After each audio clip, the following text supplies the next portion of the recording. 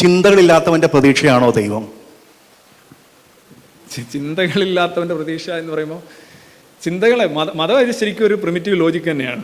അത് ചിന്തകളില്ലാന്ന് നമുക്ക് പറയാൻ പറ്റത്തില്ല. ഒരു ലോകത്തെ നോക്കിക്കാണുകയും നിർവചിക്കുകയും ചെയ്യുന്നതിൽ ആധുനിക മനുഷ്യൻ എത്തിച്ചേർന്ന ചില ഇടത്താവളങ്ങളാണ് മതം. അത് പലർക്കും ഇടത്താവളങ്ങളല്ല, വീട് പോലായി മാറിയിട്ടുണ്ടെന്നുള്ളതാണ് പ്രശ്നം. അതിനകത്തൊരു പ്രാകൃതമായ ലോജിക്ക് തന്നെ ഉണ്ട്. ഉദാഹരണമായിട്ട് എല്ലാം ഓരോന്നും ഉണ്ടാക്കുന്നു. ഞാൻ എപ്പോഴും പറയുന്ന ആ കസേര മാമൻ്റെ ലോജിക്ക് അല്ലേ.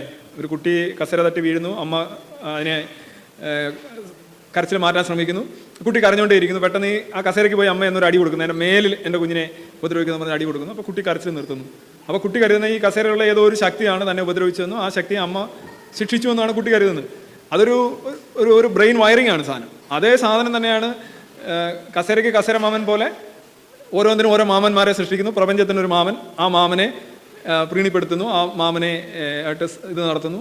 ആ കുട്ടിയുടെ മാനസികാവസ്ഥയിൽ പല ആൾക്കാരും തുടരുന്നു എന്നുള്ളതാണ്. ചിന്തകളില്ലാത്തവരുടെ ആശ്വാസം എന്ന് പറഞ്ഞാൽ ചിന്തകളുണ്ട്, പക്ഷേ it's not actually realistic in nature. That's what I would like to say. Thank U.